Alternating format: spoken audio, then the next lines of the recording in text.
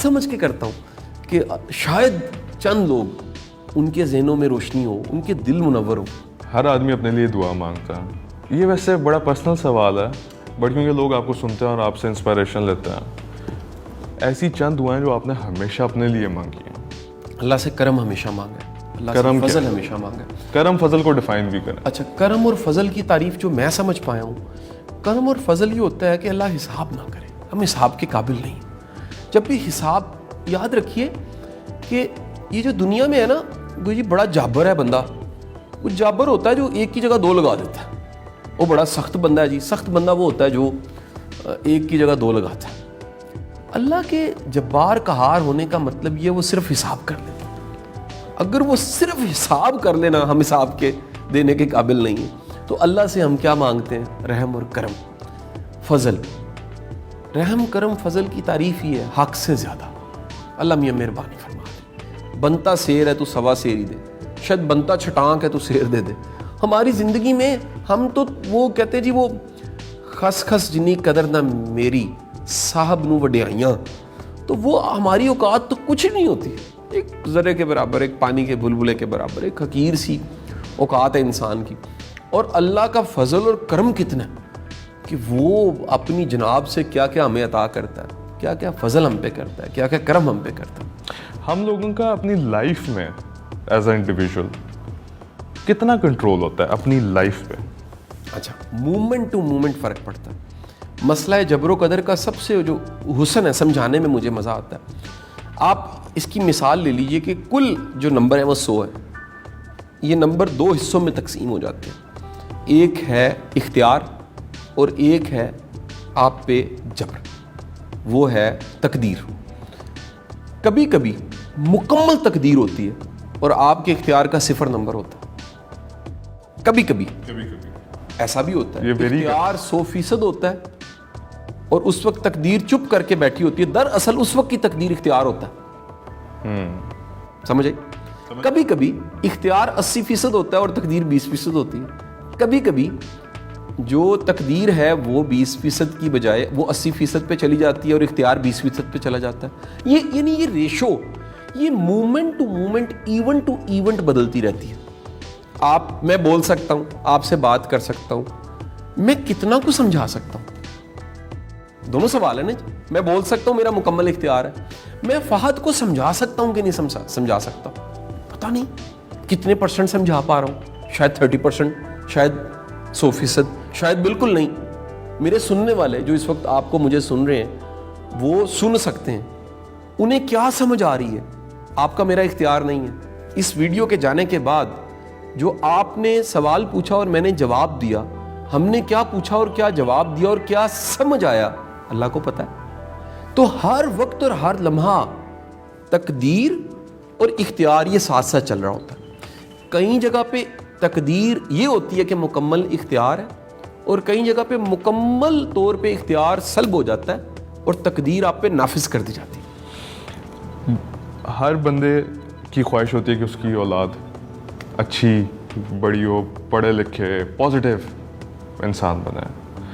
ایسی کیا کوالٹیز ہیں جو آپ لازمی اپنے بچوں کے اندر دیکھنا چاہیں گے؟ دیکھیے, میں اس ماڈرن زمانے نے ایک بڑی آسانی کی. انالیسس کرنا, کیس سٹڈیز بنانا, عبرتیں پکڑنا, کسی کی مثال, کسی کی غلطی سے سیکھنا بڑا آسان ہو گیا.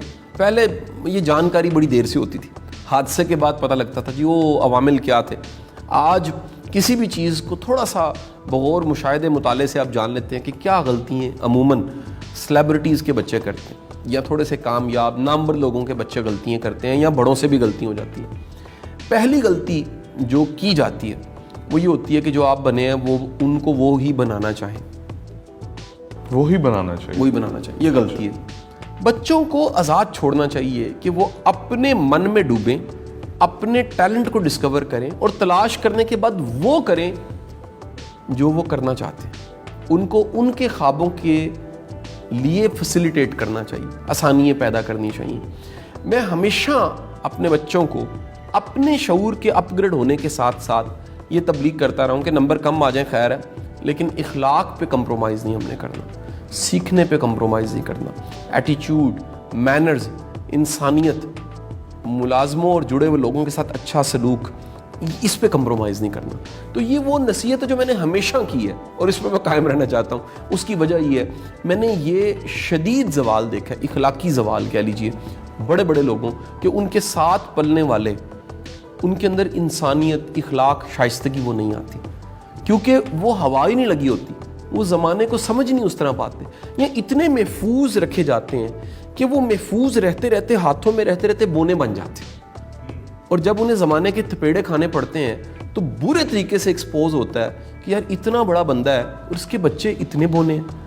इसमें तो कोई दूसरी राय नहीं कि दरख्त के नीचे घास ही उगता है या घास भी नहीं उगता। लेकिन हमें ये ख्याल रखना चाहिए कि बड़ा इंसान हम जितना मर्जी बने, बच्चों को कम अज़ कम इतनी शाइस्तगी, इखलाक और रवैया अच्छा ज़रूर दीजिए कि ज़माना उनको अच्छे इंसान के तौर पे तो ज़रूर जाने। बड़ा इंसान चाहे वो ना बने, अच्छा इंसान तो ज़रूर बने। पाकिस्तान में जेंडर डिस्क्रिमिनेशन, इनइक्वालिटी, ख़वातीनों को बड़ी मुश्किलात से गुजरना पड़ता है। अभी कितनी डिबेट्स आजकल चल रही हैं, आपने देखी होंगी। क्या एडवाइस है आपकी बेटियों को? मैं तो समझता हूँ कि अगर किसी के 4 पुत्र हैं और 1 बेटी है और इतने कम वसाइल हैं कि वो सिर्फ एक को पढ़ा सकता है, तो मेरी उसको नसीहत है, बेटी को पढ़ा दे, क्योंकि बेटी पढ़ जाती है तो पूरी नस्ल तैयार हो जाती है। एक पढ़ी लिखी माँ में इतनी ताकत होती है, मैं बता नहीं सकता। मेरे दादों परदादों में एक हमारी दादी जो थी वो पढ़ी लिखी फैमिली से आ गई, उसके असरात, मुस्बत असरात आज तक हम भुगत रहे हैं। हमारे गांव में उसको ट्राइब को अल कहा जाता है, अल्लें होती है, अल का मतलब होता है ये ट्राइब है। मेरा जो ट्राइब है कह लीजिए वो काजी है, यानी हमारे बड़े बूढ़ों में कोई कह लीजिए जस्टिस का काम गांव में करता होगा, इंसाफ फराहम करता होगा, या उस वक्त का काजी होगा। उस वक्त तो अदालतें भी नहीं होती थी। और एक जो ट्राइब हमारे साथ वो दादी का अटैच हुआ, वो मोल्लम थे। हमारे गांव में मोल्लम एजुकेशन से जुड़े लोगों को कहते हैं, यानी उनको हम लोग काजी शाने कहते हैं। शाना दरअसल वो सैयद का ट्राइब है और मोल्लम शाने कहते हैं। ये दोनों के कम्बिनेशन से मेरा जो नस्ल है, ब्लड चल रहा है। तो हम कभी भी क्रेडिट देते हैं तो उस दादी परदादी को देते हैं जो एजुकेशन से, पढ़े लिखे ख़ानदान से आई और उसने हमारे जीन्स में और हमारी नस्ल में कहीं ना कहीं तालीम दे दी। तो मैं तो हक पे हूँ ये बात कहना चाहूँगा कि बेटी को जो तकद्दुस, एहतराम, इज़्ज़त, मोहब्बत और मर्तबा मकाम मेरे रसूल ने दिया, एक उम्मती को भी वो देना चाहिए। बहुत सारे लोग हैं जो कि शायद हो सकता है आर्टिस्ट बनना चाहते हो, सिंगर बनना चाहते हो, बट माँ बाप ने MBA पे लगाया हुआ है, इंजीनियरिंग पे लगाया हुआ है। सो जो टैलेंट है वो ऑलरेडी इंसान के अंदर होता है, और अगर होता है तो उसको एक्सप्लोर किस तरह करना है, और अगर इस तरह नहीं है तो फिर क्या इंसान के अपने टैलेंट्स को और अपनी ये जो क्वालिटीज़ हैं इनको क्या पॉलिश करता है? आपकी इस पे क्या राय है? अच्छा देखें फहद, इंसान को टैलेंट को डिस्कवर करने के लिए सबसे पहला काम तो ये करना है, जो बाहर आने वाली आवाज़ें और देखे जाने वाले ट्रेंड्स हैं उनको फॉलो नहीं करना चाहिए, क्योंकि वो इतना शोर है बाहर। अब्बा जी ये कह रहे हैं, कज़न्स ये कह रहे हैं, जो कामयाब हो गया वो कह रहा है, मीडिया ये कह रहा है, किताबें ये कह रही हैं, उस्ताज़ा इकराम ये कह रहे हैं। पहले तो इनको ज़रा आप थोड़ी देर के लिए पोस्ट पे कर दें। दूसरी बात, अपने अंदर को सुनना शुरू करें, ढूंढें किस तरह के काम करके खुशी मिलती है, किस तरह के काम है जो थकाते नहीं हैं, किस तरह के काम है जिनको करने को दिल करता है, जी किस तरह के शोबे हैं जिनकी नॉलेज, इन्फॉर्मेशन आप हर वक्त इकट्ठी करते रहते हैं, किस तरह की फील्ड्स हैं जो फैसिनेट करती हैं, हीरोज़ आपके कैसे हैं, इंस्पिरेशंस के हैं। जब आप इनको ढूंढते हैं तो आपको पता लगता है कि इस तरह की चीज़ें अल्लाह ने मेरे अंदर रखी हुई हैं। हालातों वाक़यात के साथ वो निखर के सामने आने लग पड़ती हैं। कोई बंदे के साथ भी वो चिट नहीं लगी होती। पीके का वो सीन है ना जी, वो नर्सरी में जाके देखता है कि मोहरिया कहाँ लगी हुई है, चिट कहाँ लगी हुई है, कहाँ लिखा हुआ डॉक्टर है, इंजीनियर है। हमें वक्त के साथ साथ ही समझ आती है अपनी। ये एक डायलेमा ऑफ लाइफ भी है, लेकिन ये अच्छा भी बड़ा, एक पजल है, एक पहेली है जो बूझनी है। आप इतनी पहेलियाँ बूझते हैं, कभी अपनी पहेली भी बूझिए ना कि मैं किस लिए दुनिया में आया हूँ, मुझे क्या काम करना है, मैं किन कामों में अच्छा हूँ, मैं किस तरह की फील्ड्स को अगर फॉलो करूँ तो मुझे ज़्यादा खुशी होती है, किस तरह के काम है जो मुझे थकाते नहीं हैं, किस तरह की चीज़ें ऐसी हैं जो मुझे कह लीजिए ज़्यादा ख्वाब बड़े देखने पे मजबूर करती हैं।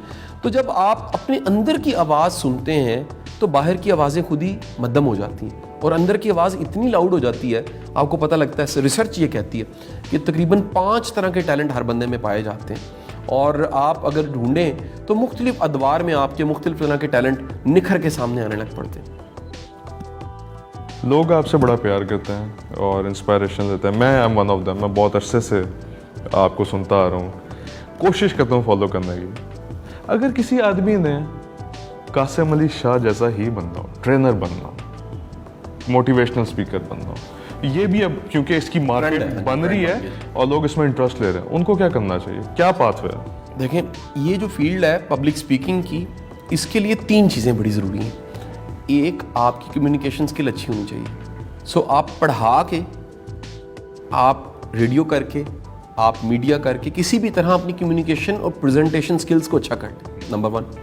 نمبر 2, آپ کے پاس ریلیونٹ کانٹینٹ ہونا چاہیے.